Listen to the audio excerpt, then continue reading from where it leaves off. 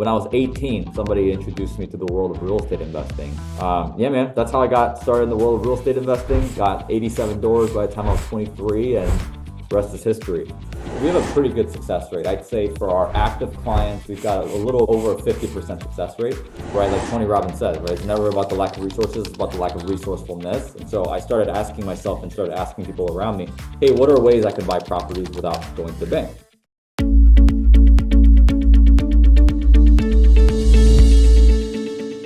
Hey guys, this is Sharad with REsimpli, host of the REsimpli Podcast. I have a very special guest, Daniel Kwak, on this podcast. Daniel, welcome to the REsimpli Podcast. First of all, thank you so much for being a guest. How are you doing today? Yeah, man, I'm doing good. Thanks for having me on. Absolutely, man. Thank you so much for being a guest on the REsimpli Podcast. Tell us a little bit about yourself, where do you live, and how are you related to the world of real estate? Nice. Yeah. So I'm a husband, I'm a leader, co-founder, CEO, child of God, whatever you want to call it. And for me personally, I am an individual when it's all said and done, regardless of what role, title I hold. I am an individual that loves carving paths for the sake of elevating others.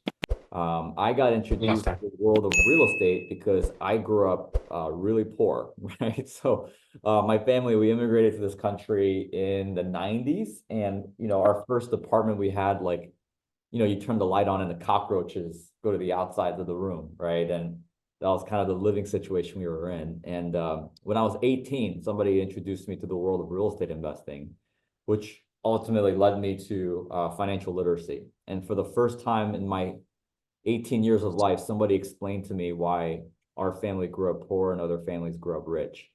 And I just got really curious at learning the rules of the game of money. And thankfully, we were able to use those rules and resources to then help other individuals. So yeah, man, that's how I got started in the world of real estate investing. Got 87 doors by the time I was 23, and the rest is history.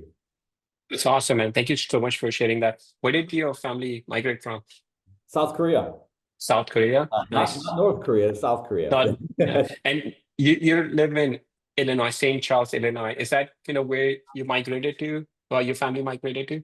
Yeah, so we moved around a lot. So we first came and we lived in the city of Chicago, and then we moved around a lot. Honestly, I later found out when I got older, it's because we got evicted. But yeah, moved around a lot, and then my wife and I finally settled here, after a Yeah. while. It's funny you were mentioning about like living in an apartment where you switch on the lights and you see these like roaches. I used to live in New York, and fortunately or unfortunately, I used to live in one of those apartments where if the light was off and you stepped foot in the kitchen, there's guarantee you would at least step on like 5 to 10 roaches. So yeah. Yeah. Um, so yeah, tell me a little bit about it. You said you were 18 when you got introduced to the world of real estate, is that right? Was that through a book or a mentor? How did that happen? No, so none of those things actually. I mean, like back then, like YouTube wasn't as popular, and Right. you didn't have, all the guys that you have today that are just posting stuff on Instagram and TikTok and all these things. Nowadays it's really easy to find that information, which, it's good and bad, right? But I got introduced to the world of real estate because my brother like dragged me to a seminar. And this is back when like seminars were like the thing with real estate investing, Right. right? So I was a college student at the time. I was 18, 19 years old. And I had a date Thursday night. And this girl, I've been wanting to ask her out for a while. And she's not my wife, right? Like she's I don't know what she's up to nowadays, right? But I had a date scheduled for Thursday night, and my brother and I at the time shared a car. And so my brother was like, "Yeah, you ain't going on that date. You and I were going to this real estate investing seminar that I had been to like a couple of weeks ago, and they're doing it again. I need you to come check this thing out." And so I'm like, I don't know, like real estate, girls, right? Like, Yeah. there's You're a little bit of 18. That's a tough decision. yeah, exactly, right. And I'm like, I'm not going to no real estate seminar. But then my brother was like, no, dude, you gotta go, right? Like you have to go. Like this is important. This could change our life.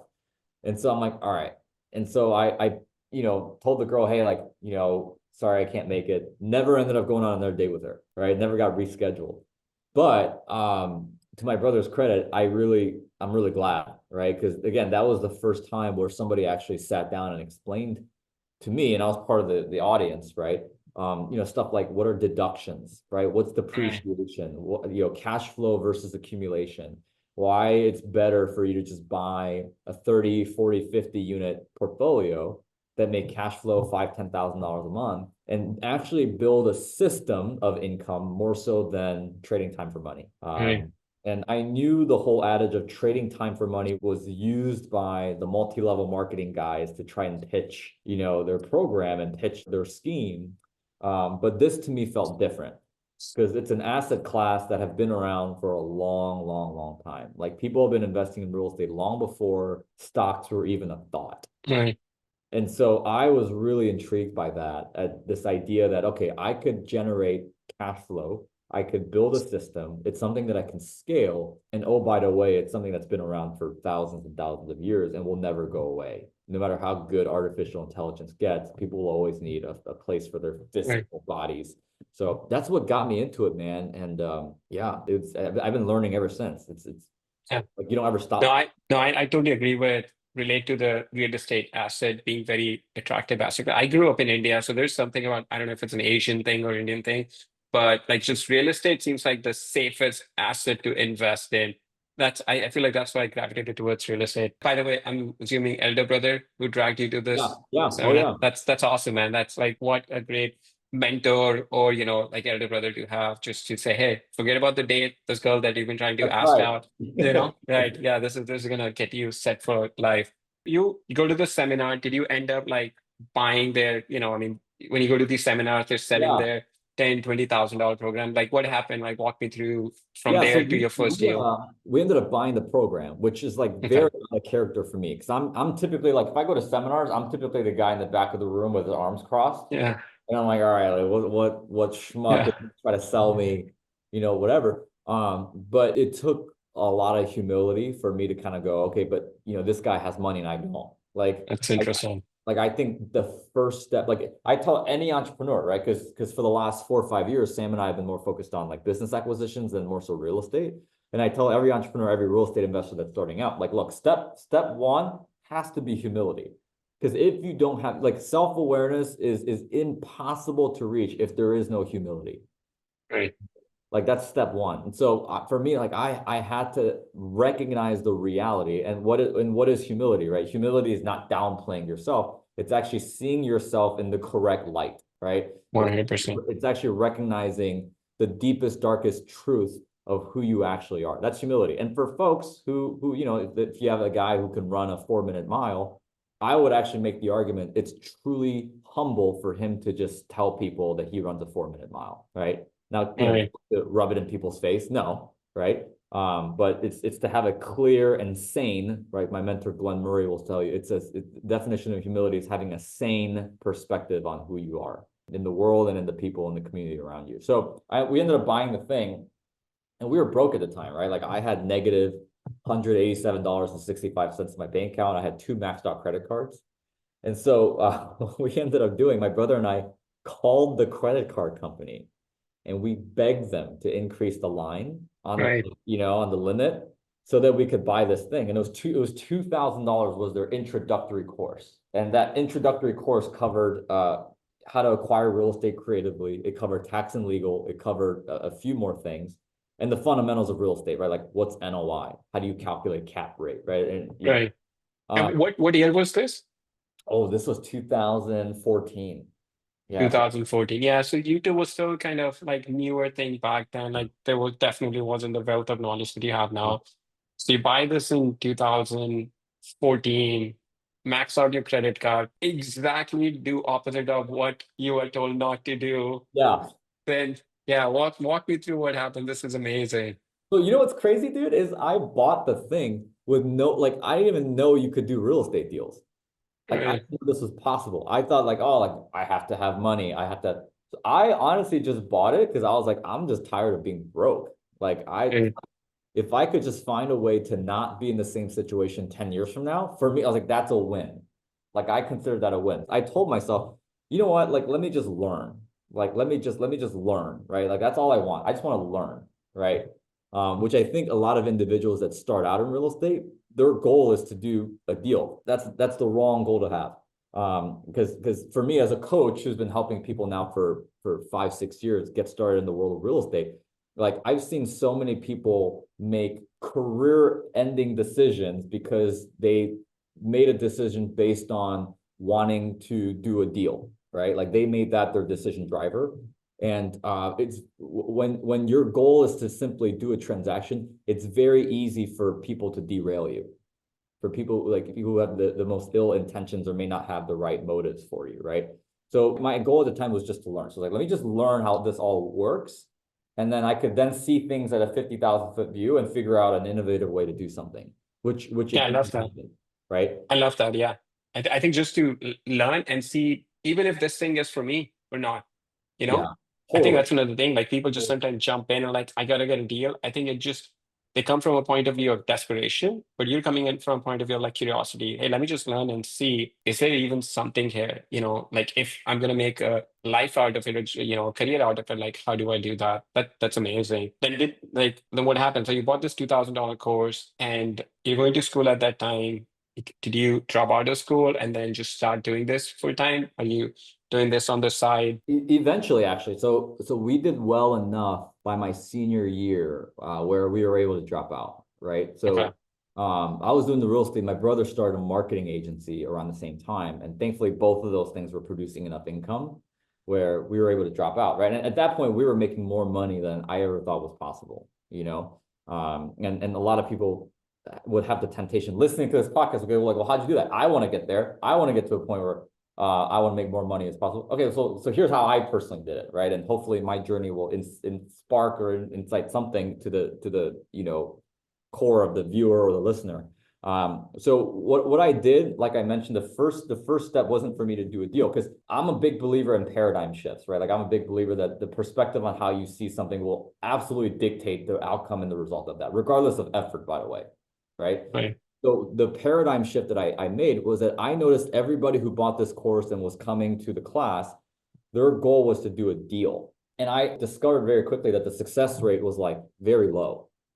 You know, like for example, for every person, like if there's 1,000 people that's listening to this podcast, if I'm a betting man, which I'm not, if I'm a betting man, I'd be willing to bet that for every 1,000 people listening to this podcast, maybe 20 will actually go out and do a successful, profitable deal, right? And Yeah, I think that's very reasonable. Yeah. yeah, and and by the way, we'll continue to do more than just Right. one, right?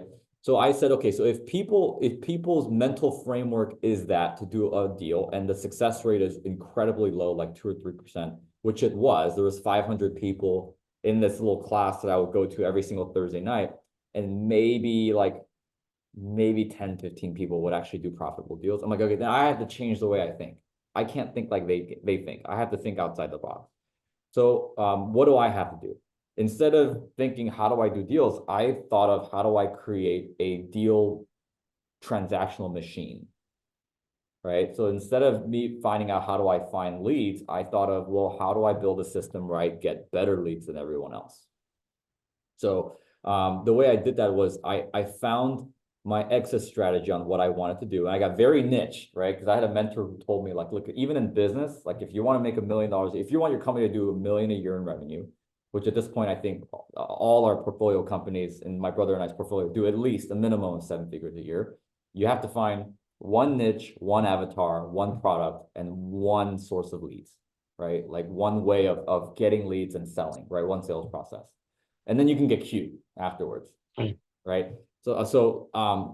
Like my favorite thing is what I call the red ocean blue offer, right? So like, Mm. you have a blue ocean, which is an untapped market. It's a new thing. It's very easy to come up with something new, but it's a challenge because not a whole lot of people know about it, right? It's blue. It's a blue ocean because it's like everyone's swimming, everything's nice and cool, right? A red ocean is a bloody ocean, right? That's why it's red. It's a lot of blood because it's very saturated, right? So real estate investing is a red ocean because there's a lot of players in it already, right? So my way of thinking was red ocean, blue offer, which is you go to a red ocean, an already established industry where people trust it, people know it, people are familiar with it, right? And I have to create a blue offer, which is a new offer, a new thing within a space that's old. So I knew I needed to do seller financing deals because I had zero credit. Like I had no money, I had negative dollars in my bank account, and I had no credit. So no bank was ever going to give me a commercial loan. Like I remember I had a conversation with a commercial lender, and he literally like laughed in my face because he's like, dude, like, you have zero W-2 income, you have no credit, you're 19 years old, like we're not even going to look at you. Right. Yeah. So I was like, all right, so like I got to figure out how, right? Like Tony Robbins says, right? It's never about the lack of resources, it's about the lack of resourcefulness. And so I started asking myself and started asking people around me, hey, what are ways I can buy properties without going to the bank? And the first thing I heard is, well, you can have the seller carry the note. Right. Great. So again, we're shifting paradigms, right? Going from how to do deals to great, how do we build a deal lead generating machine, right? Where the conversion rates are sky high. So I started asking myself, okay, so what are the benefits of seller financing, the seller carrying the note for the seller, right? Because if Right. I'm starting a company where I'm selling clothes, well, I have to figure out what are the unique advantages that my clothes have that like Nike, Lululemon, they're not going to have. I started writing down. It took me 2 weeks. I asked around property managers, I asked around attorneys, I asked, investors who've been doing this 30, 40, 50 years. And I asked them like, hey, if you did a deal, seller financing, what are the benefits to the seller? And I got tax advantages, right? So tax deference / mitigation of tax rates, right? And tax levels. I got ability to be the bank and make money off of interest, And number three is I got lifestyle change, right? So for them, people who are used to getting mailbox money for 20, 25, 30 years, they want to be able to continue having income come in. Right. I very quickly discovered that a lot of the sellers that I was speaking with that really resonated with seller financing, their biggest worry, like when I asked them, hey, just out of curiosity, like if I were to give you $1 million for this thing, what are you going to do with the money? Their biggest concern was like, yeah, I'm afraid my kids are going to blow it all. Right. Wow. So, Yeah. so I was like, okay, so if you found a way, if we were to construct something where you can just get something every single month and make money, and would that be great? Right. So I started asking myself, okay, so based off of those benefits, those three benefits, who are the people that I need to specifically target? Right. And again, businesses do it all the time. Like I can assure you that Taylor Swift's marketing team like have it down to a T in regards to who they target, who their ideal avatar is, and who they need to market and do their messaging towards, right? And I think as real estate entrepreneurs who are starting a business or building a deal machine, we should all do the same thing. So Right. I started again doing the research, asking folks, say like, who would resonate with those benefits? And immediately I got older landlords, the landlords who have owned their property for more than 27 and a half years, right? Interesting. Like based on the tax code. That's right. That's Yeah. right. Because if they owned it for more than 27 and a half years, well, then that means that they've got a depreciation recapture at closing, Interesting. right? So, and Yeah. by the way, for those that don't know, and again, I'm not a tax professional. There's my disclaimer, right?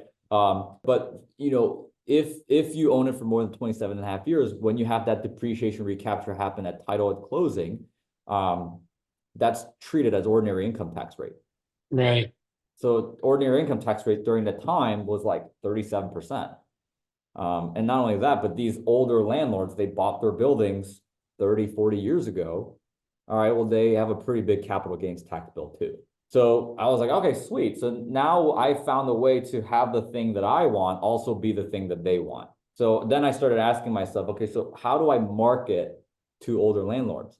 And the route and the mechanisms for doing that, I actually found to be the exact opposite of what I was being told on how I should find deals in my class. Because the things I was being told in my class was go talk to a broker, right? Go on LoopNet, Right. go subscribe to our real estate software that helps you find deals, go on Reonomy and Craigslist and all these different things.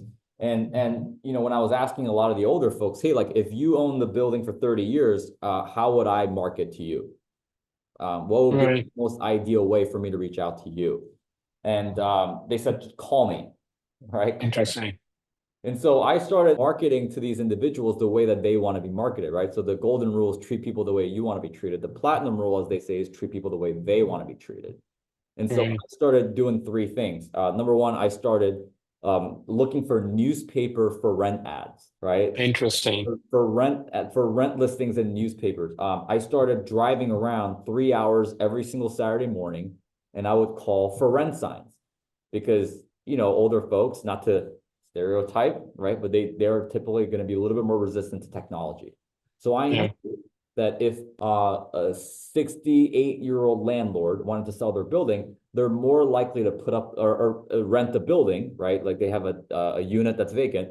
They're more likely to put a sign out in front of their building than to put something on hotpats.com Right. or apartments.com or Zillow or Redfin, right? Right. So I would call newspaper for rent listings. I would call for rent signs. And I would actually start intentionally starting to build relationships with attorneys, commercial lenders, and property managers that were all at least 60 years old. Because I knew if I can get one 64-year-old dude that's a property manager, he probably knew like 18 landlords that were all his age. Right. It's You know? amazing. I love your thought process. Yeah, It's right. like It's you're fun, isn't it? 19, 20 at this age, and I love like you looked at they must have owned the property for 27 and a half years, right? And Yeah. then just doing newspaper clippings and then like driving around and then building relationship with, a bit more seasoned property managers, attorneys. All right, that's great. So how did you then end up finding your first property? Yeah. So funny enough, my brother and I at the time, like we were posting stuff on Facebook because we were like, hey, like, so my brother posted something on like, those buy, sell, trade Facebook groups. Yeah, yeah, yeah, So yeah. my brother put something on there where he was like, hey, my brother and I are looking to build our real estate team. We're looking for maintenance guys, we're looking for attorneys, we're looking for whatever. And we got like 20 something Right, comments like, hey, I'm an attorney, I'm a whatever. But then we got a message from this one guy who was like, hey, like I'm a property manager. I own 19 properties in the area that you guys are in. I'm looking to offload my properties. I've owned them for 35 years. So I mean, we just got straight up lucky with that one, right? And so we ended up sitting down with that person and we bought 4 single family houses through seller financing. So we got them for 10% down, 4% interest, 15-year amortization. Our cash on cash was like 18% per year. We raised the capital from a family friend who put in 40. And we still have them to this day. Well, we still have 2. We sold the other 2. But as I started doing because for me, it wasn't enough to discover, oh, like newspaper ads, for rent ads, whatever. right, I needed to then create the KPIs, right? There's leading indicators and there's lagging indicators, right? When it right, comes to business. Yeah. So for me, like I wanted to focus on the leading indicators. Okay, so what are the things that I can control that I can do consistently that will give me the lagging indicators, which are the numerical outcomes that I'm looking for. right, So I still remember, I don't know if I have it in my journal or not, but I still remember writing down, okay, like 30 minutes a day, I'm going to look for rent listings on newspapers. 3 hours every Saturday morning, I'm going to drive around, call for rent signs. I'm going to at least network with one 65 plus or 60 plus age property manager, attorney, commercial lender, or even just any real estate professional. And I made those my KPIs. And then I would track, okay, like how many calls did I make? How many people do I talk to? How many of them were my ideal avatar? So I would call them my qualified leads, right? right, How many of them are qualified leads? How many, so it's like a business. Every business has an acquisition funnel, right? So it's like, hey, it's your lead generators, right? Here's our cost of acquisition over lifetime value of customer.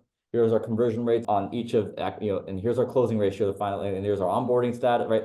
So like every business has it. So for me, I was like, okay, like I got to do the same thing, and this is one of the things I feel like most people kind of don't understand when it comes to real estate investing. Real estate investing is not easy. It's hard, but it's very simple. And a lot of people, the reason why they think it's hard is because it's actually them. They overcomplicate a lot of things, right? agreed. But I'm willing to bet if they just sat down and go, okay, like how many deals am I actually looking at? How many calls am I actually making? They'll find out really, really quickly that either their leads suck, right? And they're going after leads that are too public and everyone else is going after them, or they need to switch their messaging or something, some type of method. Like, so for me, I don't do direct mail campaigns because I don't do stuff that everybody else is doing. Because if Right, I'm doing stuff that everybody else is doing, I can't kick their butts, right, So I started tracking. So sure enough, because I did my recon and research on who my ideal avatar was, a majority of the people that I called for the forensic science and all these things, because I would just call the forensic sign and ask them if they wanted to sell. That was my strategy. right, And again, sure enough, most of the people that would pick up the phone on the other line were older. They were in their 60s, 70s, some of them 80s and 90s. Uh, And I would ask myself, okay, like if I am them, what is the most ideal experience for us to do a transaction? All right, so I have to take out my millennial brain and I have to think like a boomer, right? Okay, so right. I probably want handshake deals. I probably want to meet up face to face. I'm going to minimize the amount that I text and email. I'm going to call, right? And I'm gonna do my best to appeal to them, right? So like, Yeah. we every meeting that I had with these folks was over, over coffee or over breakfast or over something, right? And anytime I had a question, or I would call, right? And so the way I negotiated seller financing, I'm sure that's kind of the natural next step, is I produced this thing called the line method. And I'm not a great salesperson, but what I will say I'm great at is I am great at creating a scenario where people want to buy, right? Right. I don't like to sell. I like to create scenarios where people want to buy. So what I would do is I would ask, like, for the first 20, so let's say you and I were negotiating for a property, right? I Right. wouldn't even haggle you about price. If they said, if you said you wanted $1 million, I'd be like, oh, look, hey, interesting. I'll do my best to try to get as close to that number. Just out of curiosity, how did you arrive to that conclusion of $1 million? Right. And Right. 9 times out of 10, they're like, I don't know. That's just what I want. Right. And that would, translate and convert the conversation into what they wanted. What were their goals? What were their ultimate drivers? And my objective, the first 10 minutes of a conversation, was to discover what is ultimately the factor that's going to get them to make a decision. We all have them as human beings, right? So for my wife, the decision driver is cost, right? If it's Right. too much, I'm not going to do it. For me, it's value and longevity. Like, I don't care how much it costs, how good is it, right? Right. So I discovered very quickly every seller had a motivating driver. For somebody in their 60s and 70s, it was peace of mind, mainly. Right. Right? It was primarily peace of mind. So the sooner I got to figure out what their decision-making drivers were, the more information I collected on how I actually needed to present my offer. So what that told me, if somebody said peace of mind, well, I just want to go down and move down to Texas from Illinois and spend more time with my kids. I want to be able to not even think about the property, right? Which is what 9 out of 10 of them said. I had to then present seller financing offer as actually a safer option than me going to the bank, which at that point was Interesting. not hard to do. So after I said that, I said, okay, so I would sit down, I'd grab a sheet of paper like this, I would draw a line in the middle, and I said, okay, so Mr. Johnson, I just want to say I've actually really enjoyed getting this time to get to know you, right? The line that I would use as a young kid to turn a weakness into a strength, right? Because I was 20, 21, 22, 23 at the time. A lot of people ask me, it's like, well, how as a young kid did you overcome the inexperience and, like them trusting you because you're still a baby, right? I would turn the weakness into a strength, and I would actually do it by telling them, it's like, look, like, Mr. Johnson, I know I'm only 22 years old, but I got to tell you, I'm really excited, and I'll do anything within my resources, power, and effort to make sure I carry on your legacy. I love that. I would love nothing more than to carry the torch, continue what you've built. You've done a wonderful job over the last 35 years. And the last thing that I want to do is tarnish that. So now all of a sudden I went from the inexperienced baby who knows nothing about real estate. Can I trust this guy to, oh man, this is a young guy that I get to Right. mentor, that I get to take under my wing, like the perspective change, right? Yeah. That's Um, amazing. That's the first time I've ever heard anybody like just change their total lack of experience into such a big advantage. That's absolute genius. Yeah. and the only advice I give people is be open-minded about what you Yeah. think is a weakness, Yeah. because what you think is a weakness can actually be something that's not, right? Absolutely. You just have to be open-minded. Yeah. No, I love that, man. Well, you know what, Daniel, what I really love about your stories? There's nothing complicated. There's nothing, it's all very simple things, but you were just consistent with follow-up. Like that's what we tell all our investors, if anytime anybody comes to us and say, hey, what marketing should I do? I say the one that you can stick with the longest. That's it. At the end of the day, everything works, but you have to stick with it long enough. But people don't do that. I think another one of my business mentors say businesses die because of indigestion, not because of starvation. They Yeah. don't starve to death. They just have too many opportunities and they don't know which one to go after. And what I absolutely love about your story, Daniel, is like you knew exactly what you wanted to do and you just didn't get distracted about, oh, let me do a little bit of this, a little bit of this, and then I'll sprinkle this. You're like, okay, this is what I'm going to do. This is my perfect avatar. And I'm going to just go after this and I'm going to like track my KPIs. I come from an accounting background, so you're totally speaking my love language about like tracking KPIs and then just managing your lead indicators and your lag indicator. It's like going to the gym, right? Your lag indicator losing weight, but the lead indicator that you control, do you go to gym every day and do you eat healthy? Those are the two variables. And you just basically converted that into business. Hey, am I making enough calls? Am I going every Saturday, 3 hours driving around calling these people? Am I like spending 30 minutes looking at for rent signs and news clipping? I love that, man. This is amazing. So you said 80 odd units by the time you were 23, right? Yeah, So basic 87 doors. 87, Yeah, yeah. 87 doors. So at this point, you and your brother are both in the business. And is he still running his marketing agency at this point? Yeah. Yeah, so we still actually no, not anymore. We liquidated that I think about 3-4 years after.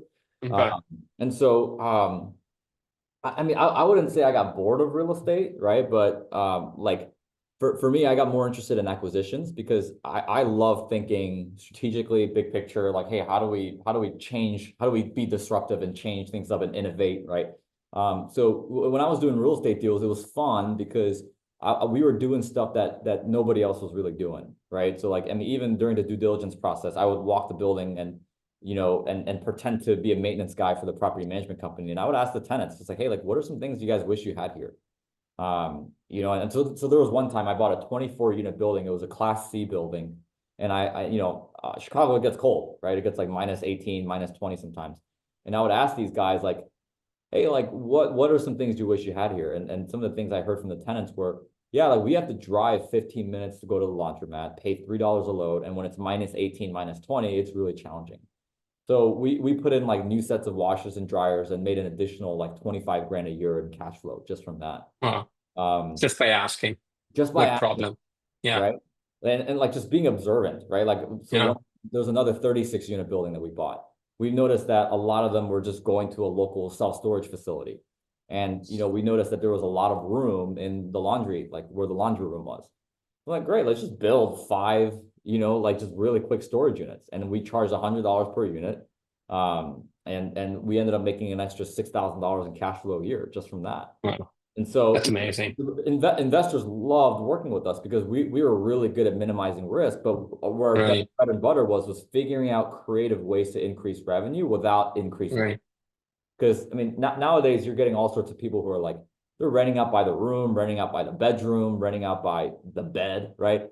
And I'm not saying that's wrong, right? But there's significantly amount more risk that you're taking on, Right. especially if you're doing it in a market like Texas or Florida, where saturation's becoming a real thing nowadays in today's market. Right. Um, Yeah. And then you and your brother also run a very successful coaching program. I'm curious, like what is it that you notice the difference between if you had to pick like one trait that separates the people that are successful, whether in real estate or just, general being entrepreneur versus people that are not successful? Is there something that you've been able to kind of identify? oh yeah.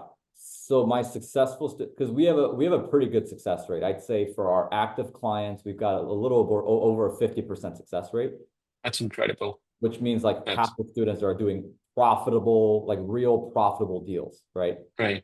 And then the other half, they're well on their way there, right? It just takes them a little longer to grasp things, which is okay, right? Like I work with every single one of them personally.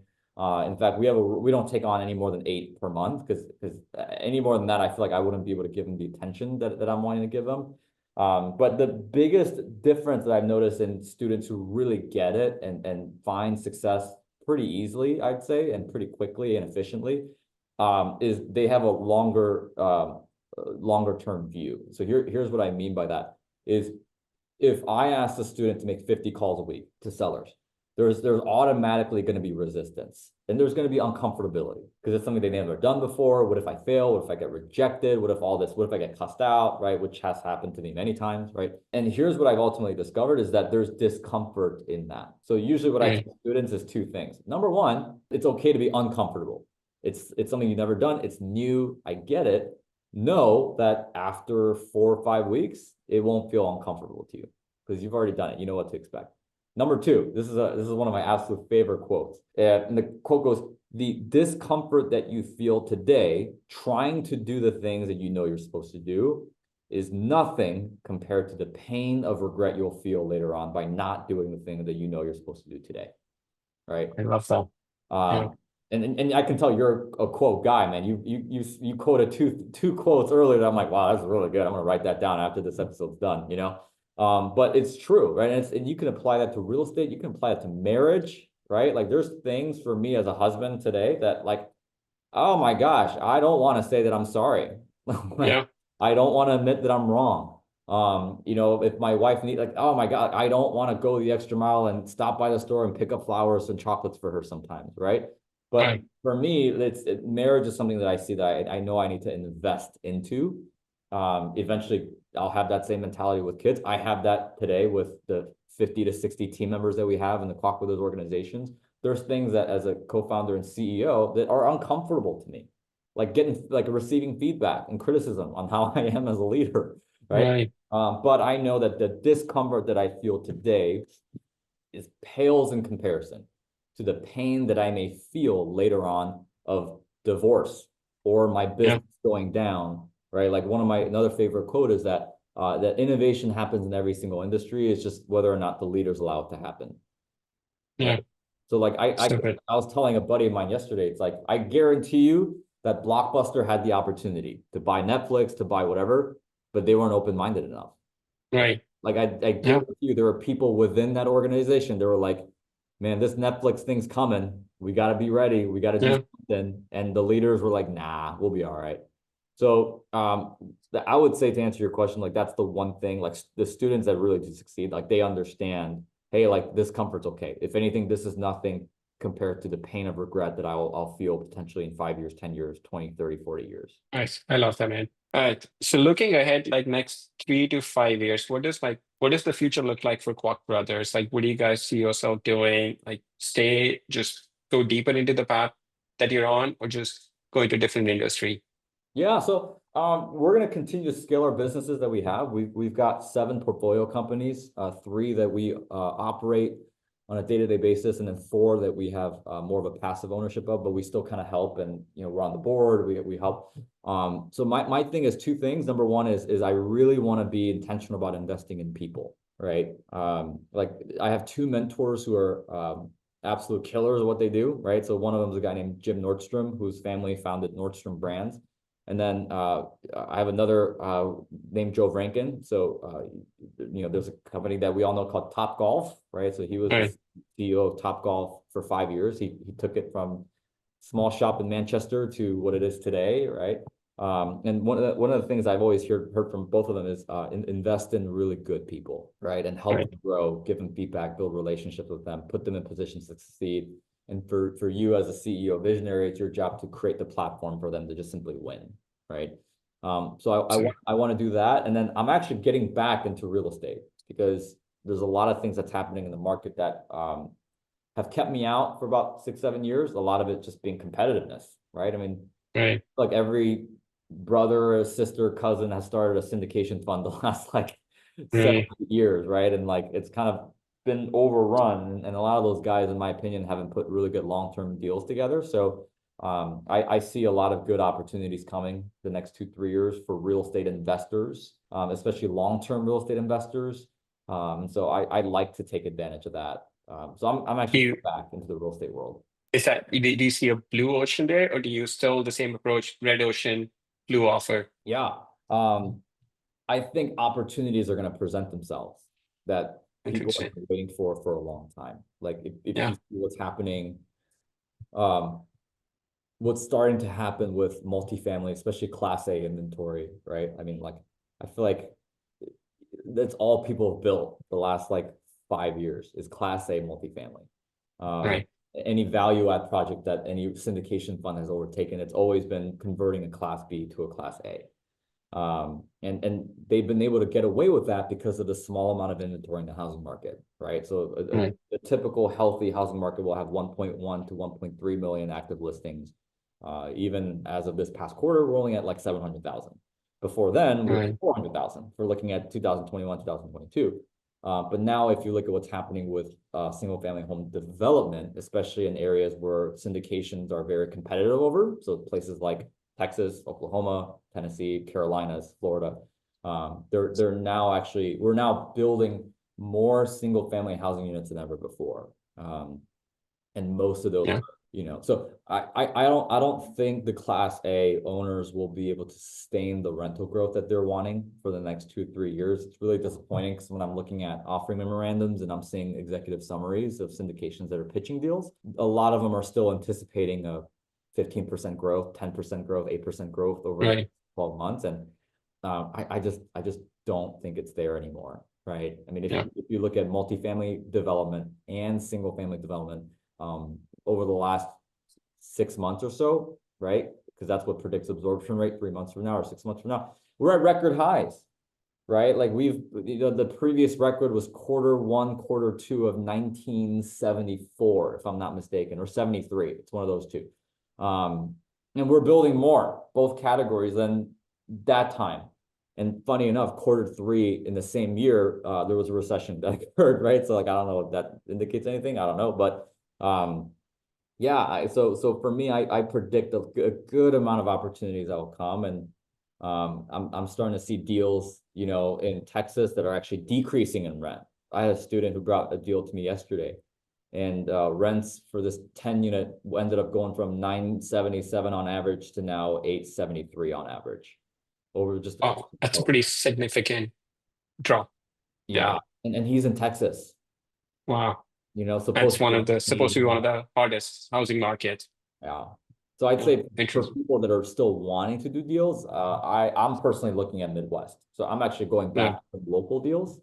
Like I went from like what the timeline of everything I'm sharing, I did deals in Illinois, then I started doing stuff in Florida, Carolinas, and Indiana. And then now I'm actually going back to doing deals here. Because even in my area, they're not really developing much when it comes to housing. And the demand is still pretty strong here. Right. So I think there's phenomenal opportunities if you're wanting to do deals now. Look at the Midwest, but I think about a year and a half, I wouldn't be surprised if we actually start seeing rent declines all throughout like the southern markets. Interesting. All right, Daniel, this has been absolutely incredible. Just a few quick fire questions for you. Yeah. All right. What's the best business advice you've ever received? Have mentors that you constantly speak to and tell you when you're wrong. I love that. All right. What book would you recommend to other real estate investors? The Bible. The Bible. Yeah. That is the number one book on the podcast so far. Yeah, especially the book of Proverbs. Oh, and also this one. So I'm reading this one now, but it's phenomenal. This is actually Jim Collins' very first book that he wrote. It's called really? B 2.0? Interesting. I've never heard of that. I'll check it out. Before he wrote Good to Great, he wrote this. Yeah. And, interesting. Yeah, it's phenomenal. Phenomenal. Right. Daniel, what do you do for fun? Golf. Golf? Yeah. Yeah, I should have guessed. Yeah. So you and every other real estate guy, man. Yeah, I know. All right. If you could spend a day with anyone, dead or alive, who would you want to spend the day with and why? Oh, my great grandma. Yeah. So she died when she was 99, but she died. She passed away when I was 9. And I was her favorite child. So awesome. I would have actually loved to get to know her as like a person. Yeah. Thank you for sharing that, man. No. All right, Daniel. Final question. If someone listening to this, they want to connect with you, what's the best way for them to do that? Yeah, sure. Just email me. I'm pretty, liberal about my email. So my email is just daniel@thekwakbrothers.com. So the Kwak Brothers with an S at the end. My last name is Kwak. So yeah, just reach out, say hi. Just, even if you want to give me feedback and criticism on my podcast appearance, feel free to let me know. I'm still learning and growing. So you did great, man. You did it. This was great. Yeah. Thank you so much, Daniel. We'll put a link to your email in the show notes. Thank you so much for being a guest. And I really appreciate your time, man. Thank you. Thanks, brother.